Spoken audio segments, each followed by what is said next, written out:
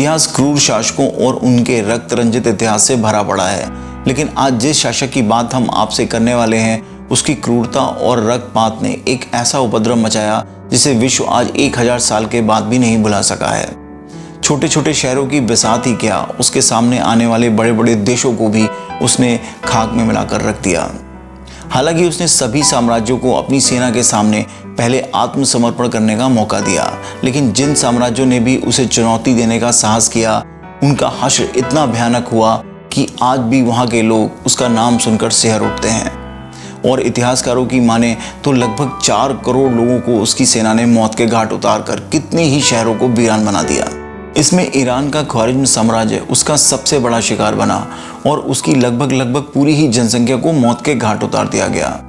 इतनी क्रूरता के बावजूद भी ये आश्चर्य का विषय है कि वो धर्मों को लेकर काफ़ी सहिष्णु था और उसने सभी को अपनी पसंद का धर्म मानने की पूरी आज़ादी दी थी। यही नहीं, उसने पहली अंतर्राष्ट्रीय डाक व्यवस्था की भी नींव डाली थी। जी हाँ दोस्तों, हम बात कर रहे हैं मंगोलिया के महान शासक चंगेज़ खां की, जिसे ना इतिहास कभी भूला है और ना ही कभी भूल पाएगा, जिसके नेतृत्व में मंगोलिया की सीमाएं चीन से लेकर यूरोप तक जा पहुंची थी और जिसे इतिहास आज भी एक महान विजेता के रूप में जानता है। यही नहीं, एक सर्वेक्षण से पता चला है कि चंगेज़ खान का इतनी स्त्रियों के साथ संबंध था कि आज भी हर 200 आदमियों पर एक आदमी उसकी ब्लड लाइन का प्रतिनिधित्व करता है।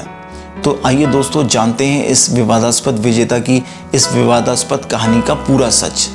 लेकिन दोस्तों आगे बढ़ने से पहले मैं आपका दोस्त सैम अपने इस YouTube channel super Sam story में आपका स्वागत करता हूं और आशा करता हूं कि आप सभी स्वस्थ और सुरक्षित होंगे।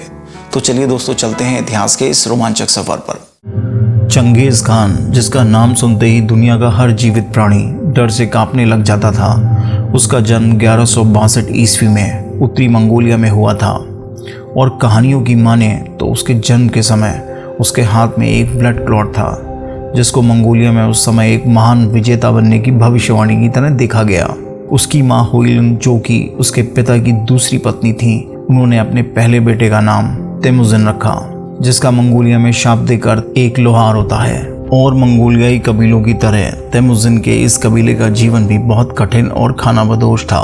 तेमुजिन भी इसी के चलते इन सभी कठिनाइयों को झेलता रहा। वहीं जब वो 9 साल का हुआ तो उसके पिता ने उसका विवाह जोंगेविट कबीले की लड़की बोर्ते से कर दिया और मंगोलियाई परंपराओं के चलते तेमुजिन को बोर्ते के घर पर उनकी माता पिता की सेवा करने के लिए जाना पड़ा और उसे ये तब तक करना था जब तक वो 12 साल का न हो जाए, क्योंकि मंगोलिया में शादी के लिए 12 साल का होना एक अनिवार्य योग्यता होती थी।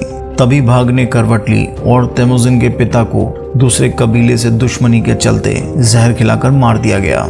जब ये बात तेमुजिन को पता चली तो वो अपने पिता के कबीले पर अपना स्थान लेने पहुंचा और उसके कबीले ने न केवल तेमुजिन को उसके पिता का अधिकार देने से मना कर दिया, बल्कि उसके परिवार को कबीले से निकालकर उन्हें किसी भी तरह की सुरक्षा देने से भी मना कर दिया। ये वही समय था जब तेमुजिन अपने जीवन के सबसे मुश्किल दौर से गुजर रहा था।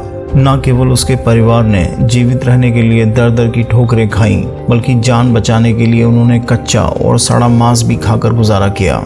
इसी समय तेमुजिन का विवाद अपने चचेरे भाई बैक्टर से हो गया, जो कि परिवार में सबसे बड़ा था और खाने को लेकर हमेशा दूसरे भाइयों को परेशान करता था। लेकिन जब उसकी नज़र तेमुजिन की माँ होइलुन पर पड़ी और वो उसे अपनी पत्नी बनाने का ज़बरदस्ती प्रयास करने लगा, तब तेमुजिन के सब्र का बांध टूट गया और उसने अपने दूसरे भाई हसर के साथ मिलकर बैक्टर को मौत के घाट उतार दिया। ये तेमुजिन का पहला ऐसा कदम था जिसमें उसने हिंसा और ताकत का स्वाद चखा था।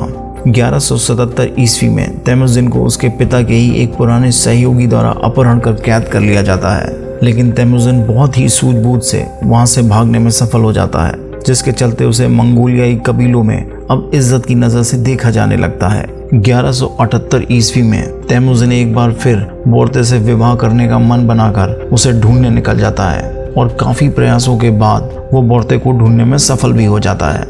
बोर्ते के पिता तेमुजिन से अपनी बेटी का विवाह कर देते हैं और तेमुजिन को दहेज में एक काला गर्म जैकेट देकर विदा कर देते हैं। लेकिन अभी भी दुर्भाग्य ने तेमुजिन का साथ नहीं छोड़ा था। दुश्मन कबीला एक बार फिर बोर्ते का अपहरण कर लेता है और तैमुजिन कुछ नहीं कर पाता। लेकिन तैमुजिन को ये बात बिल्कुल भी बर्दाश्त नहीं हो रही थी, जिसके चलते वो कुछ महीने बाद ही अपने दो दोस्तों वैंग खान और जमुका के साथ मिलकर रात में दुश्मन कबीले पर हमला करता है और पूरे कबीले को ही जान से मारकर बोरते को रिहा करा लेता है। हालांकि बोरते उस समय मां बनने वाली थी और इस बात को लेकर काफी गहमा गहमी हुई कि यह लड़का तैमुजिन का नहीं है। लेकिन तैमुजिन न केवल बोरते को अपनी पत्नी का दर्जा देता है, बल्कि उसके बेटे जोशी को भी अपना बड़ा बेटा मानकर उसे अपने सबसे करीब रखता है। वहीं इस घटना ने तैमुजिन की जिंदगी में भारी बदलाव ला दिया। तैमुजिन तगरुल, जिसे वैंग खान के नाम से भी जाना जाता था, और जमुका के इस गठबंधन ने बहुत जल्दी ही मंगोलिया के बहुत से कबीलों को अपने नियंत्रण में ले लिया और अब मंगोलियाई कबीले तैमुजिन में अपने कबीलों का भविष्य देख रहे थे। लेकिन जमुका और तैमुजिन ज्यादा दिन तक एक साथ नहीं रह सके। इसके पीछे तैमुजिन की ये नीति मुख्य कारण रही, जहां वो योग्यता को आगे बढ़ने का आधार बनाना चाहता था, जिसे हम मेरिटोक्रेसी के नाम से भी जानते हैं। वहीं जमुका मंगोलियाई परंपरा के अनुसार एरिस्टोक्रेसी को ही स्वीकार करना चाहता था। इस एक बात ने दोनों को एक दूसरे का दुश्मन बनाकर रख दिया। जमुका ने 30,000 घुड़सवारों के साथ तैमुजिन पर हमला बोल दिया और डलान के युद्ध में तैमुजिन को बुरी तरह से पराजित किया। यही नहीं, उसने तैमुजिन सेना के 70 सिपा सलारों को गर्म पानी में जिंदा उबाल कर रख दिया। वहीं उसके दूसरे साथी तगरुल को देश निकाला दे दिया गया। इस हार ने तैमुजिन को तोड़ कर रख दिया और अगले 10 सालों तक तैमुजिन के बारे में कुछ ज्यादा जानकारी नहीं मिलती है। लेकिन 1197 ईस्वी में तैमुजिन और तगरुल बाहरी मदद से एक बार फिर मंगोलियाई दुश्मन कबीलों पर हमला कर उन पर अपना कब्जा कर लेते हैं। इस बार तैमुजिन कबीलों को जीतने के बाद उन्हें अपना संरक्षण देने लगा। इन कबीलों के बच्चों को गोद लेकर वो उन्हें शाही परिवार में जगह देने लगा, जिसके चलते जल्दी ही मंगोलियाई कबीलों में उसकी एक अलग पहचान बन गई, जिसके चलते उसे एक बहुत ही विश्वसनीय सेना के गठन में भारी मदद मिली। तैमुजिन की बढ़ती लोकप्रियता उसके बचपन के दोस्त तगरुल और उसके पुत्र सेंगुम को पसंद नहीं आ रही थी और वो बराबर तैमुजिन को रास्ते से हटाने का प्रयास कर रहे थे। लेकिन बात तब बढ़ गई जब तैमुजिन ने तगरुल की बेटी का विवाह अपने बेटे जोची से करने का प्रस्ताव रखा, जिसे तगरुल ने इनकार कर दिया। यह मंगोलियाई परंपरा में एक भारी अपमान था, जिसके चलते दोनों दोस्तों के बीच युद्ध छिड़ गया। इसमें तगरुल ने जमुका से हाथ मिला लिया, लेकिन एक लंबी लड़ाई के बाद तैमुजिन की सेनाओं ने दोनों को करारी शिकस्त दी। हालांकि जमुका ने भागने का प्रयास किया, पर उसके सिपहसालारों ने उसे पकड़कर इस उम्मीद में तैमुजिन को दे दिया कि शायद इससे खुश होकर वो उनकी जान बख्श देगा। लेकिन तैमुजिन ने उल्टा इन सिपहसालारों को मौत के घाट उतारते हुए उन्हें गद्दारी का सही इनाम दिया और जमुका की तरफ एक बार फिर दोस्ती का हाथ बढ़ाया। लेकिन जमुका ने यह कहते हुए से इनकार कर दिया कि इस आसमान में एक ही सूरज चमक सकता है। बस उसने तैमुजिन से उसे एक सम्मानजनक मौत देने का आग्रह किया, जिसे तैमुजिन ने पूरा भी किया। इसी के साथ तैमुजिन ने करीब करीब सभी मंगोल कबीलों को अब एक ही ध्वज के नीचे लाकर खड़ा कर दिया था। अब यह वही समय था जब उसने सभी मंगोलों को एक करते हुए चंगेज खान की उपाधि धारण की, जिसका अर्थ था विश्व का विजेता। इससे पहले इतिहास में किसी भी चंगेज सरदार ने यह कारनामा नहीं कर दिखाया था। चंगेज खान ने बहुत जल्दी ही एक प्रशिक्षित और योग्य सेना का गठन कर डाला। वह जानता था कि इन मंगोलों को यदि किसी अभियान पर नहीं भेजा गया तो ये आपस में फिर लड़ने लग जाएंगे। इसी उद्देश्य के चलते चंगेज खान ने चीन से लगती हुई सीमाओं की तरफ रुख किया। चीनी साम्राज्य सदियों से उनके कबीलों को आपस में लड़वाकर उन पर हर तरह के अमानवीय अत्याचार करते रहे थे और किसी भी कीमत पर उन्हें एक नहीं होने देना चाहते थे। ये पहला मौका था जब मंगोलों ने पहली बार चीनी सीमा को चंगेज खान के नेतृत्व में पार किया था। चीन की सेना ने भी मंगोलों की इस ताकत का अंदाजा अपने सपने में भी नहीं किया था। 1211 ईस्वी में चंगेज खान ने बहुत ही आसानी से चीन की पश्चिमी जिया साम्राज्य को उखाड़ फेंका। उसके बाद उसने चीन की जिन साम्राज्य की तरफ रुख किया, जो कि अभी भी मंगोलों को हल्के में ले रहे थे। चंगेज खान के नेतृत्व में इस मंगोल तूफान ने चीनी साम्राज्य में कहर मचा दिया। इस अभियान में कितने लोग मारे गए इसका अंदाजा भी लगाना मुश्किल है। जिन साम्राज्य की अपनी राजधानी जोंगदू, जिसे आज हम बीजिंग के नाम से जानते हैं, वहां से हटानी पड़ी। शायद ही बीजिंग में इस हमले के बाद कोई भी जीवित बच पाया होगा। चंगेज खान का सबसे ज्यादा कहर ख्वारिज्म साम्राज्य पर टूटा, जिसे हम पर्शिया या ईरान के नाम से भी जानते हैं। चंगेज खान ने अपने 3 राजदूतों को ख्वारिज्म साम्राज्य भेजा, जिससे कि दोनों राज्यों के बीच बेहतर व्यापारिक संबंधों को स्थापित किया जा सके। खालिद साम्राज्य के सुल्तान ने इसे अपनी बेइज्जती समझते हुए बहुत ही मूर्खतापूर्ण निर्णय लिया। शायद उसे मंगोलों की ताकत का जरा भी अंदाजा नहीं था। सुल्तान शाह अलाउद्दीन ने जहां 2 मंगोल राजदूतों का सर मुंडवा दिया, वहीं तीसरे मुस्लिम राजदूत का सर काटकर चंगेज खान के पास भिजवा दिया। फिर क्या था, चंगेज खान ने अलाउद्दीन और खालिद साम्राज्य को सबक सिखाने के लिए 1 लाख की सेना के साथ हमला बोल दिया। इस हमले को विश्व इतिहास के सबसे भीषण और रक्त रंजित हमलों में गिना जाता है। इस हमले में ईरान की लगभग 80% जनसंख्या मौत के घाट उतार दी गई और खालिद साम्राज्य के कई शहरों में इंसान तो छोड़िए, मंगोलों ने कुत्ते और बिल्लियों को भी नहीं छोड़ा।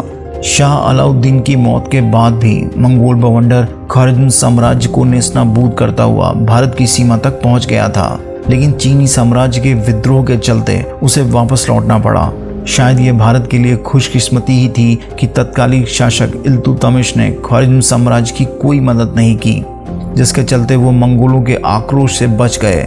मंगोलों ने भारत पर क्यों आक्रमण नहीं किया, यह इतिहास में एक विवादास्पद प्रश्न है। शायद मंगोल भारत जैसे भौगोलिक क्षेत्रों में एक लंबी लड़ाई के मूड में नहीं थे। वहीं मंगोलिया की आंतरिक समस्याएं भी चंगेज खान को वापस अपने देश पहुंचने के लिए मजबूर कर रही थीं। चंगेज खान ने वापस लौटकर चीनी सेना से फिर युद्ध छेड़ दिया, लेकिन चीन के पश्चिमी जिया साम्राज्य से युद्ध के दौरान 1227 ईस्वी में उसकी मृत्यु हो गई। चंगेज खान की मृत्यु कैसे हुई, ये एक विवाद का विषय है, लेकिन ज़्यादातर इतिहासकार मानते हैं कि उसकी मृत्यु घोड़े से गिरने से लगी चोटों की वजह से हुई। चंगेज खान नहीं चाहता था कि उसकी मृत्यु के बाद उसका कोई स्मारक बनाया जाए और उसकी इस अंतिम इच्छा को पूरा करते हुए उसे एक ऐसे स्थान पर दफनाया गया जिसको लेकर आज भी रहस्य बना हुआ है। चंगेज खान ने अपने जीते जी न किसी चित्रकार और न ही किसी मूर्तिकार को अपना चित्र बनाने की इजाज़त दी। यहाँ तक कि उसके द्वारा जारी किए गए सिक्कों पर भी उसका कोई चित्र नहीं है। उसकी पहली तस्वीर उसकी मृत्यु के बाद उसके वंशजों द्वारा जारी की गई। चंगेज खान का अपने जीवन काल में अनगिनत स्त्रियों के साथ संबंध रहा और इतिहासकारों की माने तो उसने 500 से भी अधिक स्त्रियों के साथ विवाह किया, लेकिन उसने अपनी पहली पत्नी बोर्जे को जो जगह दी वो शायद किसी और को ना मिल सकी। बोर्जे के पहले पुत्र जोची को भी उसने अपने पुत्र से भी ज़्यादा प्यार किया, हालांकि उसके करीबी जोची को उसका पुत्र नहीं मानते थे। चंगेज खान चाहता था कि उसकी मृत्यु के बाद उसके पुत्र जोची को ही उसका उत्तराधिकारी बनाया जाए, लेकिन उसके परिवार ने यह बात स्वीकार नहीं की, जिसके चलते उसके तीसरे पुत्र ओडेडई को ही उसकी मृत्यु के बाद उसका उत्तराधिकारी बनाया। दोस्तों, आज के लिए बस इतना ही। आपको ये कहानी कैसी लगी कमेंट बॉक्स में कमेंट करके ज़रूर बताइएगा। और आगे बढ़ने से पहले आप सभी से एक रिक्वेस्ट है, एक इल्तजा है, गुजारिश है कि जिन्होंने भी हमारे इस यूट्यूब चैनल को सब्सक्राइब नहीं किया है तो please please please subscribe this YouTube channel और साथ में इस बेल आइकॉन को दबाना मत भूलिएगा, जिससे कि आपको लेटेस्ट अपडेट्स मिलते रहें। तो दोस्तों, ऐसी हैरान कर देने वाली कहानी के साथ फिर आपसे मुलाकात होगी। तब तक के लिए अपने इस दोस्त सैम को इजाज़त दीजिए। गुड डे, शब खैर।